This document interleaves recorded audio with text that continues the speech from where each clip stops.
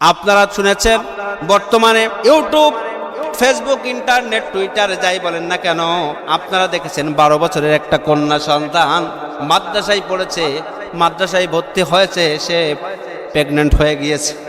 যেই করুক কাজটা অবশ্যই তার শাস্তি হওয়া উচিত, কিন্তু আমার দেশে কোরআনের আইন না থাকার কারণে, বাস্তবায়ন না থাকার কারণে, ধর্ষণের শাস্তি কিন্তু প্রয়োগ না থাকার কারণে ধর্ষণ বেড়ে যাচ্ছে।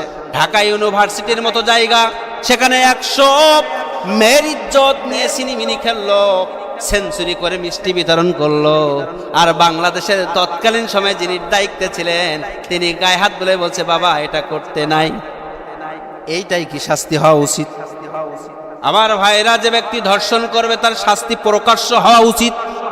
কে প্রকাশ্য? কি পাথর মেরে হত্যা করা উচিত। এজন্য যুবক ভাইদের জন্য আজকের দু একটা কথা আমি বলতে চাই, কারণ যুবক ভাইরা আজকের সমাজের ভিতরে বেশি বেশি ওদিকে আকর্ষিত হচ্ছে। ধরেন কোন জিনিস কিনে খেতে গেলে এটা তো অর্থ লাগবে, লাগবে না? আর যেটা কিনে খাওয়া লাগবে না, ফ্রি পাওয়া যায়, সেটাই মজা বেশি কিনা? যুবক পোলাপান তারা কি করে? তারা গোপনে রিলেশনশিপে জড়িয়ে যায়। আমার ভাইরা, এখন কথা হচ্ছে আমাদের সমাজে কিছু প্রথা আছে। যে সময় দেয় সে সত্যি ভালোবাসে? প্রশ্ন আপনাদের কাছে। যে সময় দেয় সে কি সত্যি ভালোবাসে, না যে সময় দিতে পারে না সেই সত্যি ভালোবাসে? কোনটা? সেটা হতে পারে স্বামী স্ত্রীর বন্ধন, হতে পারে একটা প্রেমিক প্রেমিকার বন্ধন। এখন কথা হচ্ছে হুজুর আপনি এই কথা কেন বলছেন? আমি যুবকদেরকে আমি বলতে চাই তারা সঠিকটা উপলব্ধি করুন। যে সময় দিতে পারে না সে সত্যি ভালোবাসে, না যে সময় দেয় না সে সত্যি ভালোবাসে? উত্তরটা হচ্ছে এই, যে সময় দেয় না সে সত্যি ভালোবাসে না, আর যে সময় দিতে পারে না সেই সত্যি ভালোবাসে।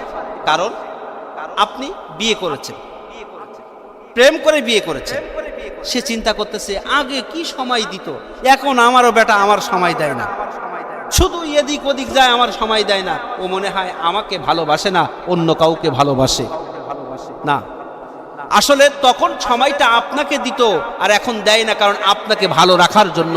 আপনাকে কি খাওয়াবে, আপনাকে কি পড়াবে, আপনার কিভাবে সংসার চলবে, আপনার পরিবারটা কিভাবে চালাবে, সেই টেনশন করতে করতে আপনাকে সময় দিতে পারে না। সে সত্যিকার অর্থে আপনাকে আগের থেকে বেশি ভালোবাসে, এটা বুঝতে হবে। এই ভালোবাসাটা আজকের আমাদের সমাজ থেকে উঠে গিয়েছে। না আমার ভাইয়েরা, আরেকটা বিষয় দেখেন, একজন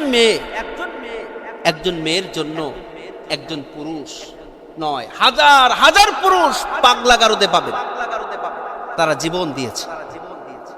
কিন্তু কতজন নারী পেয়েছেন পুরুষের জন্য জীবন দিয়েছে? আছে অল্প কিছু। এই পুরুষ মানুষকে দেউলিয়া করে দিচ্ছে নারী জাতি। কারণ কি জানেন? ওই যে কথা, হযরত আদম আলাইহিস সালাম যখন জান্নাতের ভিতরে ছিলেন, মা হাওয়া আলাইহিস সালামকে শয়তান ধোঁকা দিয়েলেন। ধোঁকা দিয়ে বলতেছেন, ও হাওয়া তুমি যদি এই গাছের ফল খাও তাহলে তোমাদের কিন্তু বড় লাভ আছে। আল্লাহ তাআলা বললেন, হে আদম তুমি কিন্তু ওই গাছের দিকে লা হাজারা সাজারা, তুমি ওই গাছের নিকটবর্তী হয় না। শয়তান ধোঁকা দিয়ে বলতেছে ওই গাছের নিকটে কেন যেতে নিষেধ করছে তুমি কি জানো? বলেন না, কারণ তুমি যদি ওই যে ফল খাও চিরস্থায়ী জান্নাতি হয়ে যাবা, এটা আল্লাহ চাই না। হাওয়া আলাইহিস সালাম বললেন, ও আমার স্বামী তুমি ওই গাছের ফল খাও, আমি খেয়েছি, আমরা চিরস্থায়ী জান্নাতি হয়ে যাব। এখন মা হাওয়া আলাইহিস সালাম খেয়ে ফেললেন, একদম চলে গেলেন পেটের ভিতর। আর আদম আলাইহিস সালাম যখন খাচ্ছেন তখন মনে পড়লো আমার আল্লাহ তো আমাকে নিষেধ করেছে, সঙ্গে সঙ্গে এখানে টিপে ধরেছে। তখন এই যে হাড়টা বেঁকা দেখতে পাচ্ছেন, হাড়টা ভেঙে গিয়েছে, হাড়টা বেঁকা। আমার ভাইয়ের, আমার বন্ধুগণ, আমার ওই মা হাওয়া আলাইহিস সালাম প্রথম ধোঁকা খেলেন। আর নারী জাতি আজকের পুরুষদেরকে ক্ষতি করে। আপনি আমি যেখানেই যাই না কেন ক্ষতির সম্মুখীন কিন্তু হতেই আছি। এজন্য একজন নারীর কারণে একজন পুরুষ নষ্ট হয়।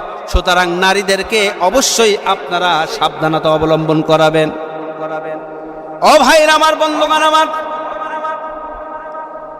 আরেকটা কথা আমি আপনাদেরকে বলতে চাই,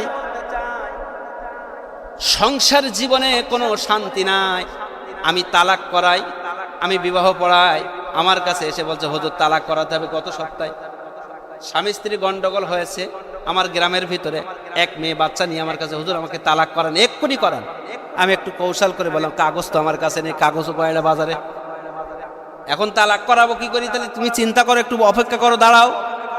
এবার তার স্বামী আমাকে ফোন দিয়ে বলছে হুজুর আপনার কাছে কি আমার বাড়িওয়ালা গিয়েছে? আমি বললাম এখন এসে পৌঁছায়নি, তবে হয়তো আসতে পারে। তার 3-4 মিনিট পরেই তার বাড়িওয়ালা আসলো, বলছে হুজুর এক্ষুনি আমাকে তালাক করা। আমি জিজ্ঞাসা করলাম কারণ কি? বলে আমি স্বামী ঘর করবো না। এবার আমি ফোন দিলাম স্বামীর কাছে, বলছে ও বউ যাই জেগে যাক, তুমি তালাক করাই দাও। আমি চিন্তা করলাম রাগের বশত এটা করছে, ঠিক আছে। আমি ছেলেটাকে ডাকলাম, তুমি আসো। আর ওই মেয়েটাকে বললাম তুমি অপেক্ষা করো, আমি গয়লা বাজার থেকে কাগজটা নিয়ে আসি। আমি ওকে এই সান্ত্বনা দিয়ে ছেলেটাকে আমার গাড়িতে করে নিয়ে আমি বললাম চলো বাজার থেকে ঘুরে আসি। বাজারে গেলাম, সারা রাস্তা বুঝাইতে বুঝাইতে গেলাম যে সংসার আজকে তুমি ত্যাগ করবা, আর একটা মেয়ে আসবে, সে এসে এর থেকেও যদি খারাপ হয় তখন তোমার কপাল আর একবার পড়বে। একবার পড়েছে, এইবার দ্বিতীয়বার আর একবার কিন্তু পড়বে। বুঝাইয়া দিলাম। বাড়ি আসলাম, বললাম সিংড়া কেন? সিংড়া কিনলো, নেশার পরে বাড়িওয়ালার হাতে দিল এসে। বাড়িওয়ালা মিটকি মিটকি হাঁটছে। ওই বাড়িওয়ালাকে নিয়ে, ওই স্বামীকে নিয়ে আমি তার বাড়ি পৌঁছায় দিলাম। তালাক তো করালাম না, বরং তারা আমার সংসার করছে। তালাক করালেই তো কিছু টাকা পাইতাম।